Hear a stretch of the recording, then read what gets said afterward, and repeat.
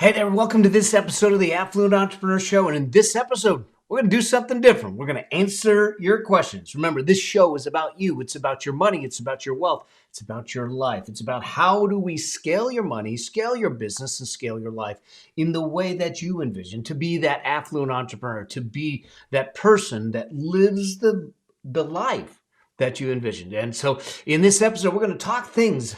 I'm going to answer questions that have come in from you. We're going to talk about things like, should I refinance my house? How do I get ready to buy a house? Is this the right time to buy a house? What about if I came into a little bit of money? What do I do with that? A couple of other questions are coming in. So here's the deal. Stay tuned. We'll be right back with the show. This is the Affluent Entrepreneur Show for entrepreneurs that want to operate at a high level and achieve financial liberation. I'm your host, Mel Abraham, and I'll be sharing with you what it takes to create success beyond wealth so you can have a richer, more fulfilling lifestyle. In this show, you'll learn how business and money intersect so you can scale your business, scale your money, and scale your life while creating a deeper impact and living with complete freedom. Because that's what it really means to be an affluent entrepreneur.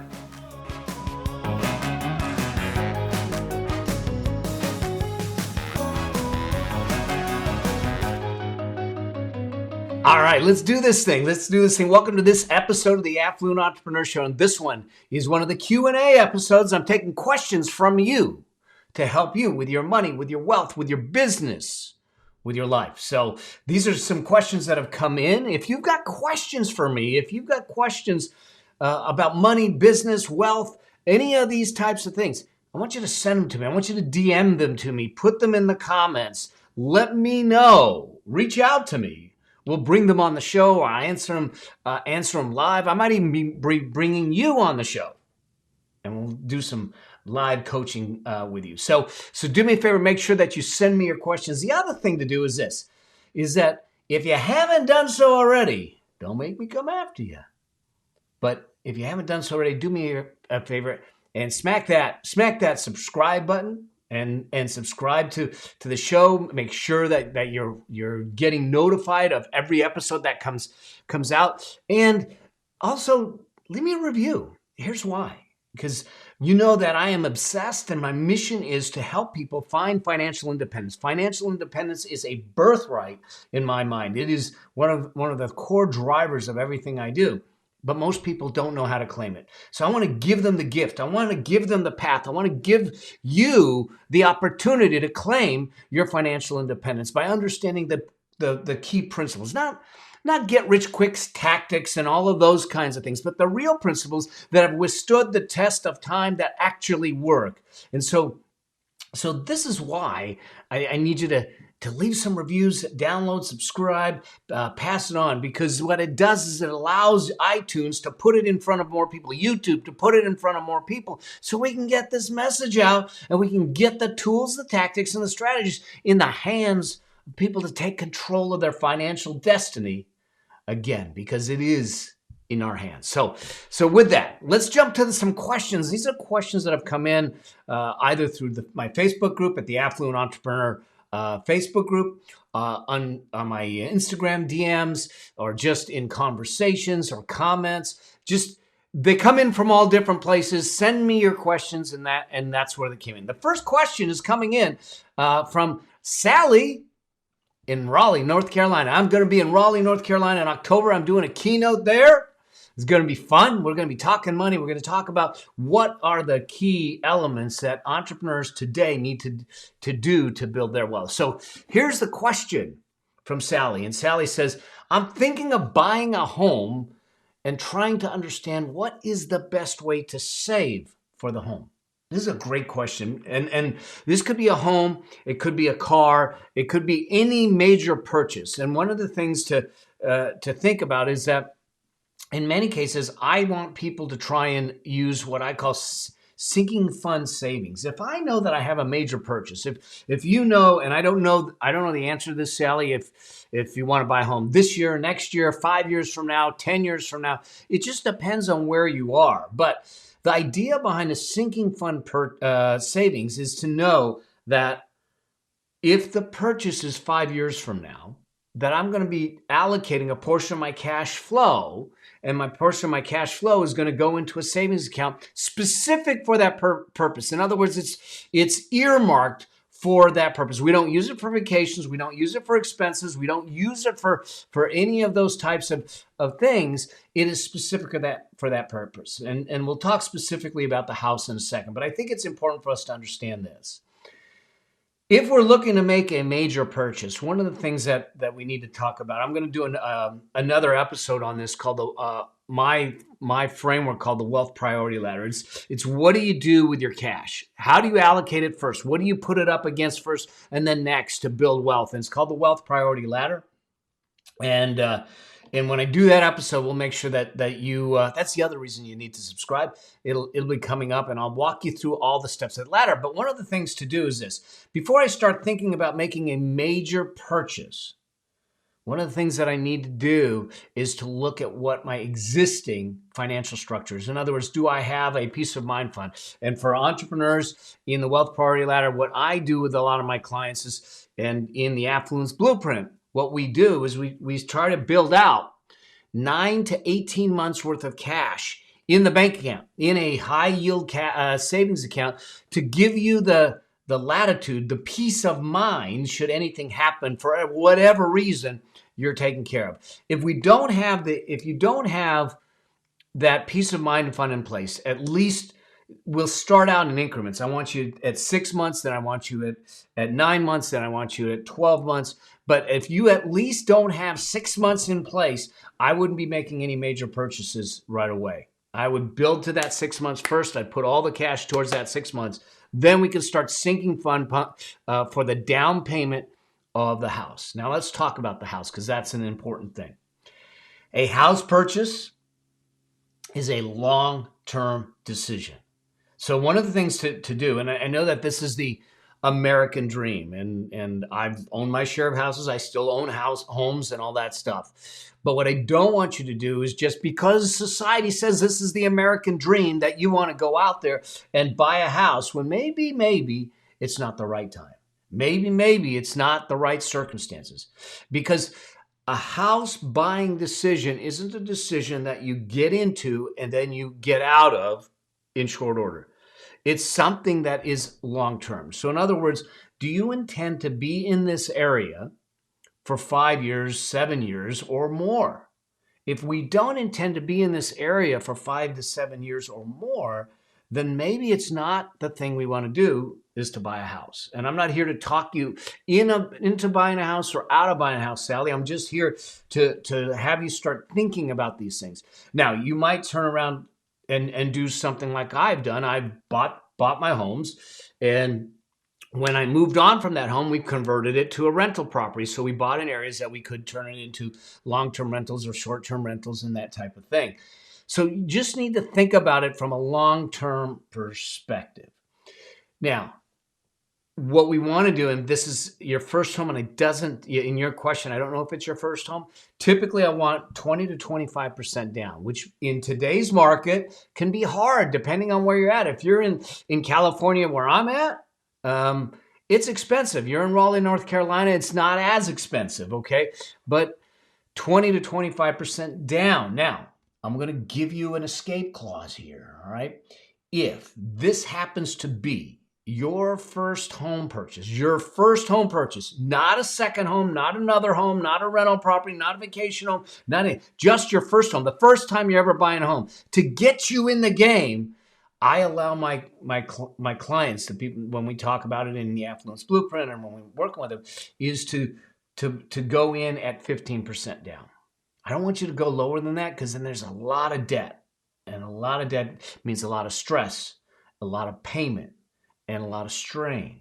So typically I want 20 to 25% down, but if it's your very first home, we'll ratchet it down to 15% to give you some breathing room to get you into the home if it makes sense. So, but it's a long-term decision to make that happen. Now, the other thing that I'd love to do is, before you start buying a home, so you're putting money into a sinking fund, you're saving your 15 to, let's call it 15 to 25%. The other thing that I want you to do here is this. I want you to go check your credit report. Go to freecreditreport.com. We'll link that up in the show notes. Freecreditreport.com. You get a chance to take your credit report at least once a year for free. Okay. I want you to check your credit scores. I want you to check your credit. I want you to see what is on that credit report. Are there things that are in error there? Are there comments or accounts on there that you don't recognize? Start getting it cleaned up. Get it cleaned up. Now, know that credit reporting bureaus are not going to take things off of there just because you made a mistake. If you made a mistake and you missed a payment, it's late, they're not going to say, "Oh, it's okay, Sally. We'll take that off of there." They're going to leave it on there until it falls off on its natural occurrence. But if they made a mistake, it's not an account of yours, or this never happened, you provide the documentation, then they'll clean it up. So I want you to get really clear on what your credit report says so you can clean it up if you need to clean it up at all. But get your credit report and take a look at it. Now, your credit score is going to impact the kind of loan you can get. The rates are down right now as we're shooting this, as we're recording this. And I anticipate that over time they'll start to go up because in fact the Feds have talked about it. But the fact of the matter is that rates are down. The rates you get will be dependent upon the level of loan. So the more down you put, the lower loan to value it is, the lower the rate is that you might get. Now, the other side of that is the better your credit score, the better the rate is. If you're an excellent credit score in the 700s and 800s, mid 700s to 800s, you're going to get the best rate possible.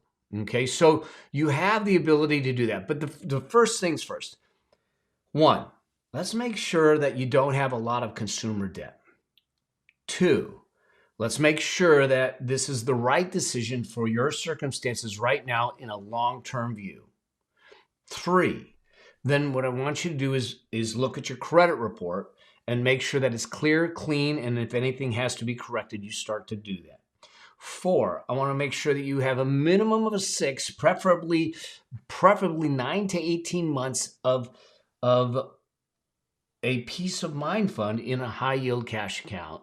And now we put a plan in place to create a sinking fund to make that happen. Now, one more thing that I want to be really clear about.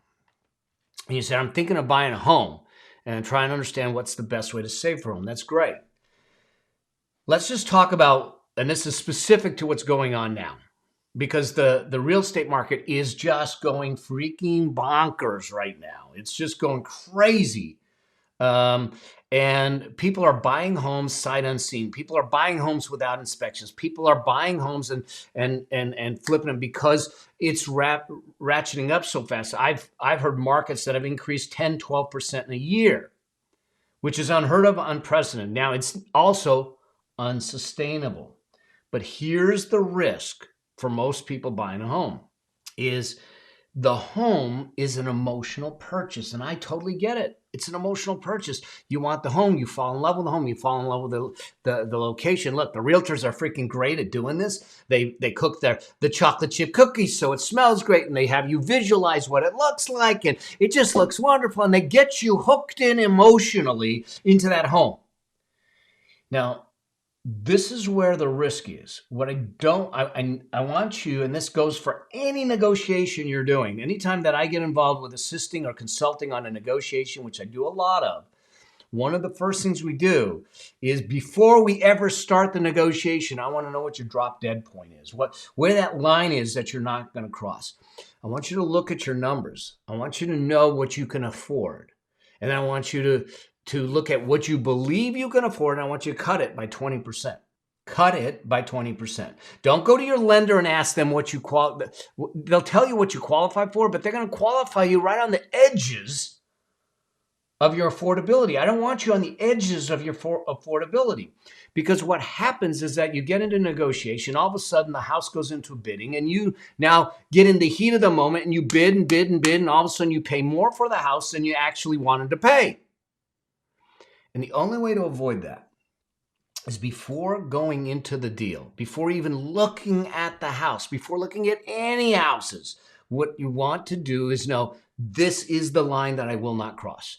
I don't care if it is the Taj Mahal and it is an amazing buy, I will not cross that line, because the only thing that's going to cross that line for you is the emotions. And when we chase deals on an emotional basis, we start to make bad deals for ourselves. People think that real estate's the place to make money. It is. But where you make money in real estate is on the buy side, not the sell side. See, too often we think, well, I can sell it for more. I'd rather you buy it right. And so one of the things to do, especially in a fast-moving, fast-appreciating market, is not to chase the deal. Know the deal that you're willing to go into, know what their line is, and don't cross it. And your realtor will have to help you with that in the negotiation of that, in making that happen. But when you start to get caught up emotionally and start to, let's say, compromise where you have set, this is where you get in the danger zone. Now, this happens, doesn't matter whether it's homes. In fact, in the Affluence Blueprint, we talk about this very thing in stock investing and when you're investing in general. When your emotions get involved in your financial decisions, your intellect goes down. Okay? So what we need to do is strip all the emotions out of our financial decision making.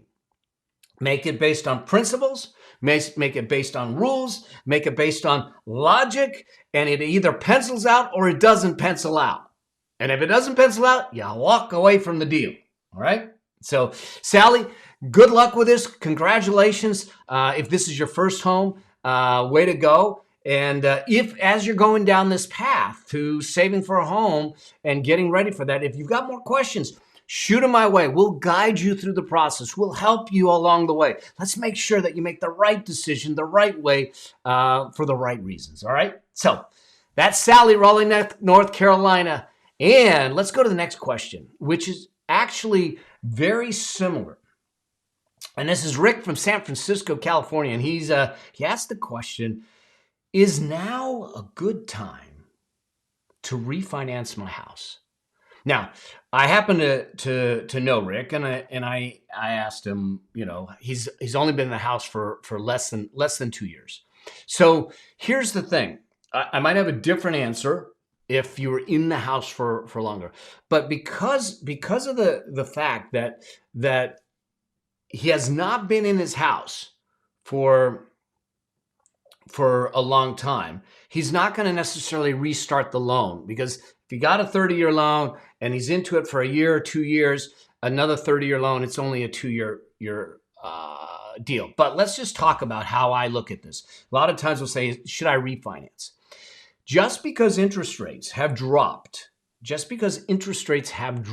doesn't mean that you automatically go and refinance, because it still may not be a good deal.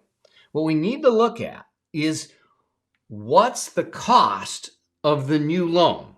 Because it's not free. In most cases, 90% of the cases, it's not free. So we need to look at what's the cost of the new loan, and can I recover that cost of the new loan in 24 months or less, in 2 years or less. In other words, let's look at some numbers. If I look at some numbers and I say, there's a $400,000 loan, let's call it, and these are hypothetical, but let's just play the numbers game for you. A $400,000 loan the original loan is $400,000 at 3.6%. $400,000 at 3.6%. The payment on that loan is going to be about just over $1,800 a month.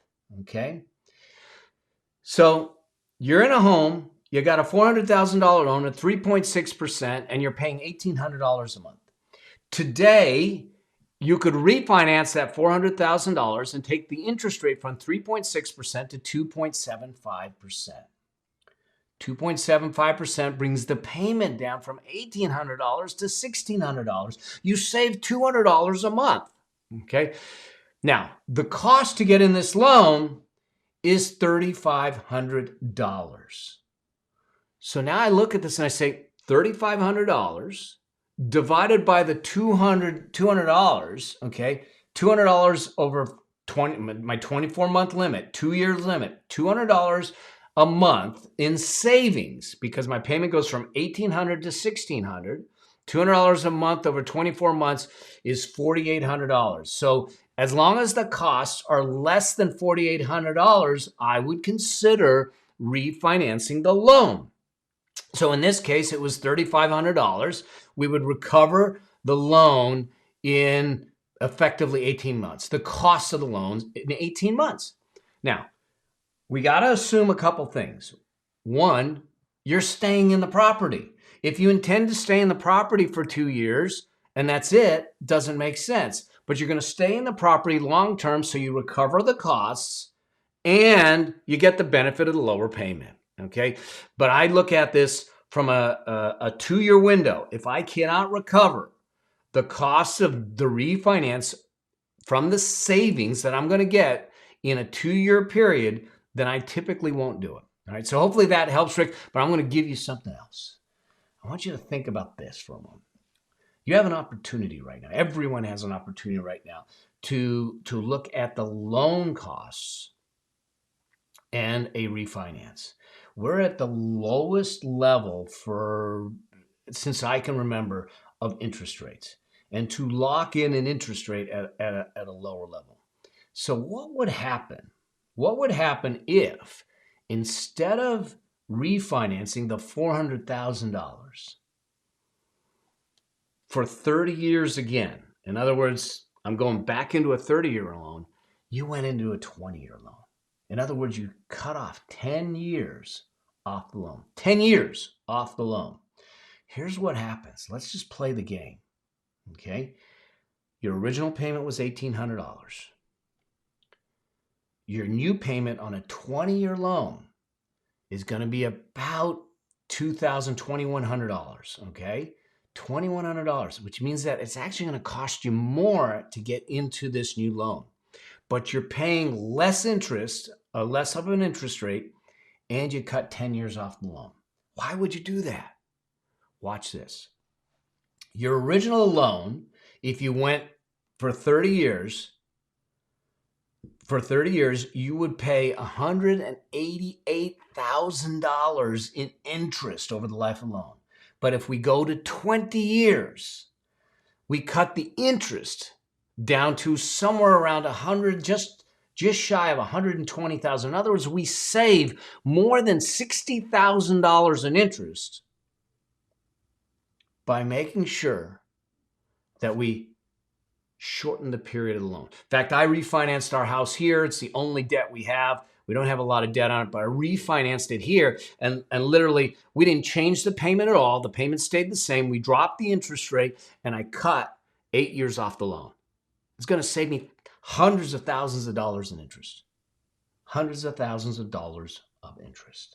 So hopefully that helps. Yes, refinancing may be, depending on the difference in the rate, basically use the 24-month rule to see if it makes sense. Either that the savings you're going to get is going to more than pay for the cost of the loan in 24 months or less, that you're going to be in the house for long term to get the benefit of it. And then also consider the possibility of going to a shorter term loan. Now, if you are in a loan that, say you've been paying on it for 15 years and now you're going to refinance it. Now, I have a rule here.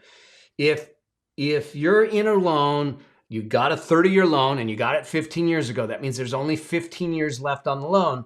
You don't go into a 30-year loan, because what you're doing now is extending the time to pay another 15 years. And I don't ever want that to happen. So if you've got 15 years left on the loan, then all you're going to do is refinance it into a 15-year loan. In other words, maximum you're going to go is 15 years, because I don't want to extend that loan any longer. So I know that may throw a kink in the works for some people that have been in their loan for a long time, but it's the right way to do it. Otherwise, what ends up happening is that you're paying on the same house for 45, 50 years because you refinance it for another 30 years, okay?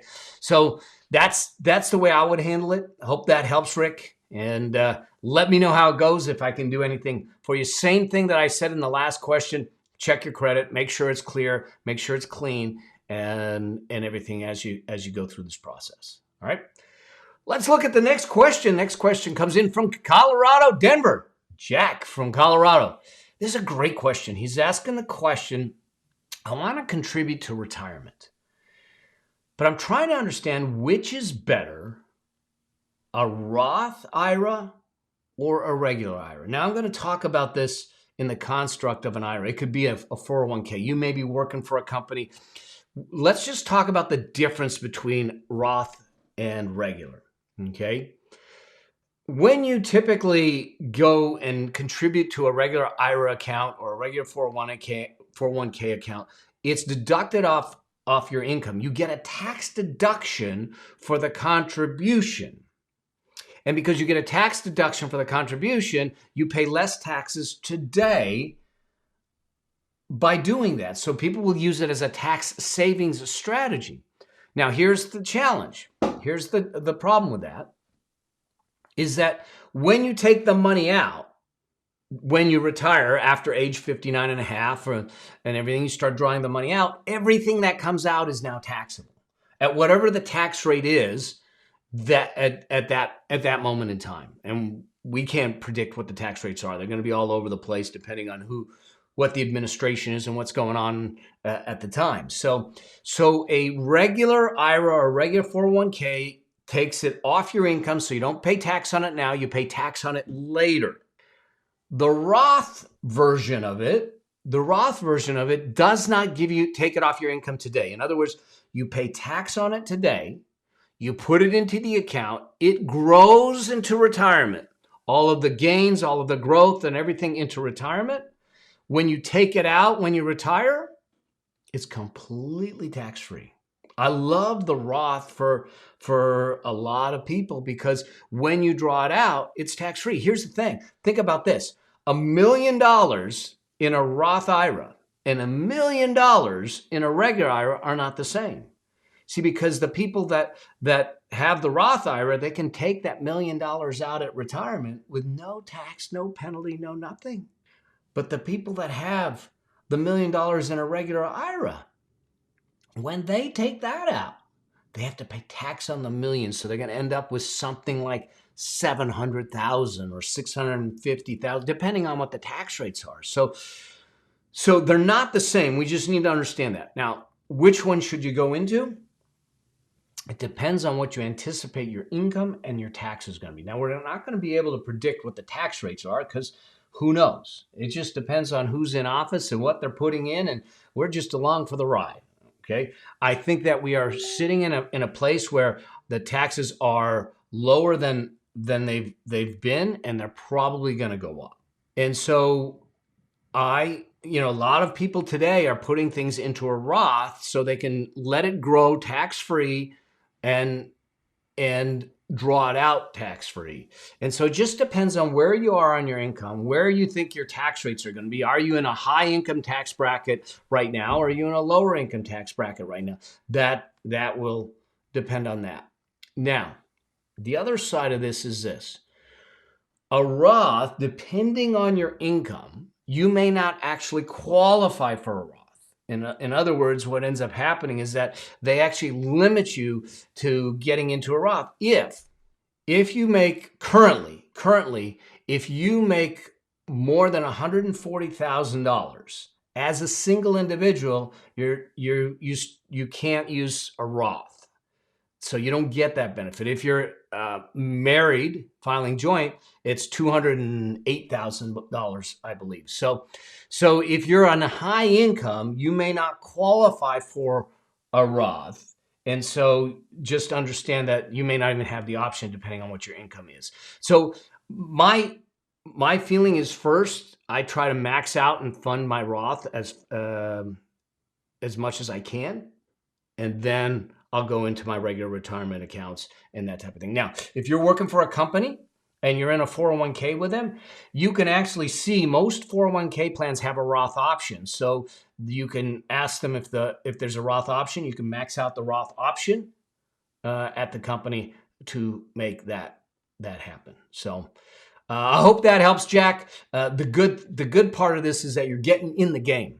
You get in the game. The idea, remember, most people don't have money issues. They have behavior issues. The fact of the matter is, I don't care if you're putting $1,000, $500, $10,000 away. Well, you can only put 6,000 into an IRA unless you're over 55. So the point is that you're starting to create the financial habits of the wealthy. In other words, putting money away and putting money to work for you, so it works harder for you than you ever did for it. And so the key is this, and this goes to all of you that might be sitting back going, well, one day I'm going to start doing my retirement. I'm going to start doing some savings. I'm going to start doing some investing. Listen, that day is today.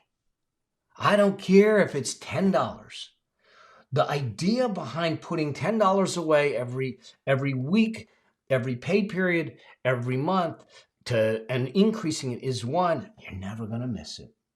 Two, it's creating the muscle and the habits to do that on a regular basis, because then all of a sudden when $10 doesn't mean that much, you go $20 and then you go to $40 and then you go to $80. And then you go to $160, and all of a sudden you're at $200 a month. Remember, $200 a month over 30 years is over $300,000. The key is the consistency and the habits that you create, not the amount that you put in. I want you in the game, and I want you in the game today and stay in the game.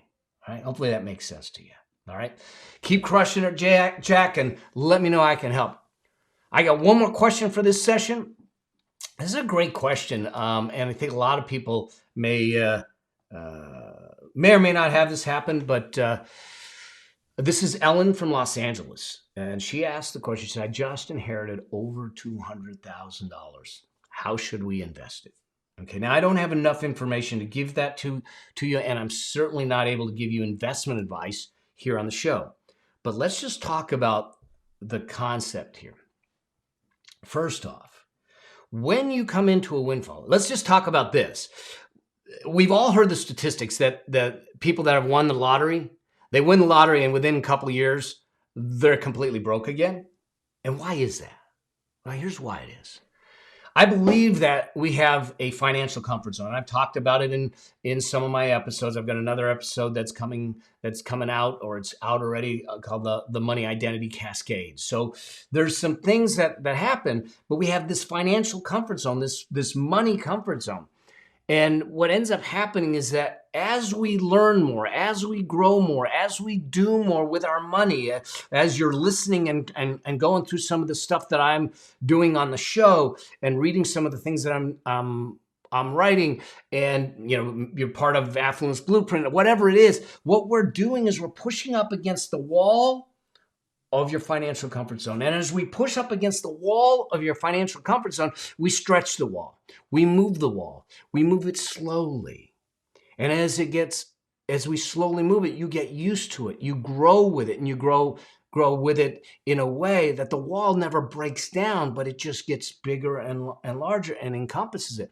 Here's what happens with the people with lottery winnings or come into money pretty quickly, is that they haven't pushed up against their financial comfort zone. And now this large sum of money comes in and it obliterates the comfort zone. It completely destroys the wall. That's like going into the gym, okay? You haven't been in the gym, you've never worked out before, and you get in the gym and you get on the bench press and you've got an Olympic bar, and that Olympic bar is 45 pounds, and you put two 45-pound plates on each side. That's 90 on each side. That's 180 plus a 45-pound bar. That's 225 pounds. And you think that you're going to bench press that because you saw the last guy do that, okay? What do you think is going to happen? Other than probably ending up in the hospital because you just destroyed your chest and your arms because you dropped the weight on you, it's not going to end well. But it's the same thing with your financial comfort zone. When all of a sudden you come into a lot of money and you're not used to it and you haven't trained yourself, you haven't skilled up to it, what happens is you blow through that wall and you're not prepared for it. And that's why people that win the lottery that haven't got themselves to a point to handle that kind of cash flow end up back where they started. And I don't want that to happen to you. So here's what I tell everyone that comes into a sum of money. Now, you've come into this because of an inheritance, and because of that, there's emotions involved. This is a tough thing. Believe it or not, when you inherit money, when someone dies, some people feel guilty. Some people feel obligated. Some people feel there's this attachment because it was from someone else that just passed away, and you've got the emotions of the death and the mourning of the death and all that stuff. And there's a lot of emotions involved with that money that are beyond just the money emotions, okay? So what I do in this case is that the first thing I tell everyone to do is that I want you to park the money. I want you to go get a high yield cash account. And I want you to just put the money in there. I want it to sit for 6 months. 6 months. Because what I want to do is I want to allow the emotions to dissipate. I don't want you to spend it. I don't want you to sit back and go, we're going to go on vacation. We're going to do on this lavish vacation. We're going to buy a car. We're going to go do this. I don't want you to do anything at the beginning.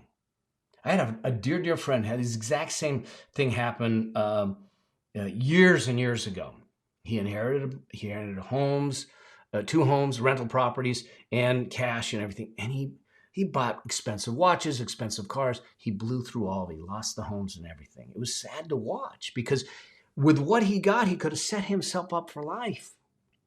Now, you've got a couple $100,000. You might look at it and go, it's only a couple $100,000. Let's play a game here. There's a thing called the rule of 72s.